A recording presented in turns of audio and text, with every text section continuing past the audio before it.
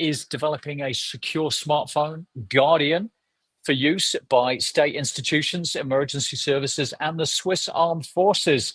It's based on a Samsung smartphone. The device is, I'm not sure about that, but anyway, the device is modified for maximum data security, eliminating unverified and necessary elements from the operating system. The Guardian features a dedicated app store, data encryption, and uses the Swiss messenger service Threema for secure communication. Future plans include satellite connectivity in collaboration with Geneva-based Wisekey, aiming to create a satellite network of up to 40 satellites for enhanced communication.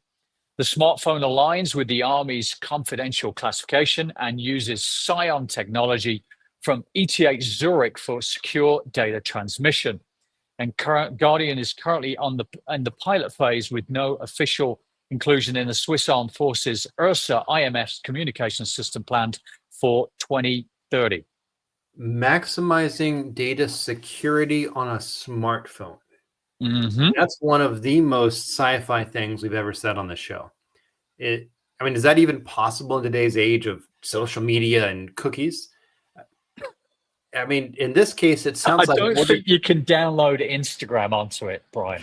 It seems like in order to do this, the phone was basically gutted from anything that can't be verified as being productive, anything that sends data to third parties. Wait, how can I get one of these?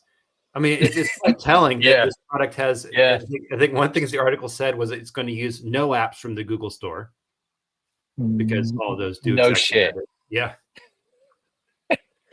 I think balancing security, it's a big one, but usability's got to be in there. They can't just ignore that. We don't want to go back into the dark ages of 40 years ago with a brick, do we? I think it's usability, because soldiers using a phone that's secure but impossible to use might just resort to actually just going, "Hey, Joe," rather than using the phone. So I think usability is essential. Hold on, let me use this rotary dial here before I can connect to you.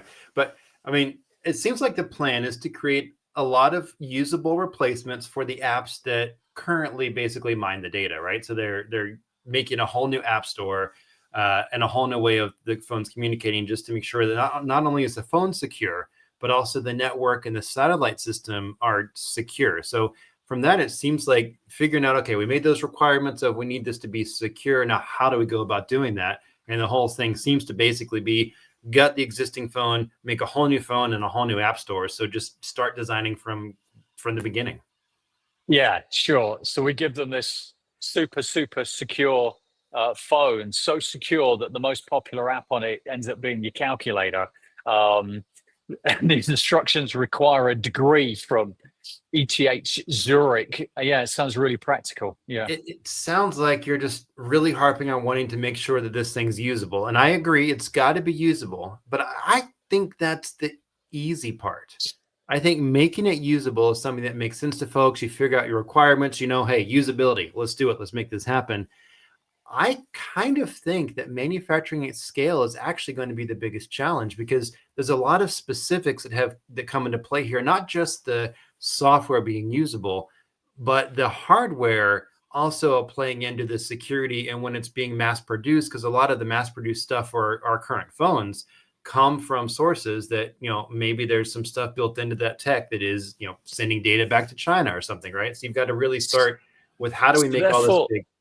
The number one solution, I think we have to wind up both ourselves back, has to come back to requirements gathering and traceability, making sure that systems engineering is there to ensure user feedback loops, guide the security modifications, balance that functionality, that user experience, and its robust protection. So I think it's that RG&T stuff we need to get in. You can use your AI-driven vulnerability scanning. You can continuously scan and you can predict potential exploits in the smartphone OS and encrypt the communication layers. And that will therefore make it adaptive to defenses in real time. So I think it goes back to RG&T with a little bit of AI over the top, so it gives it that real time adaptability for security.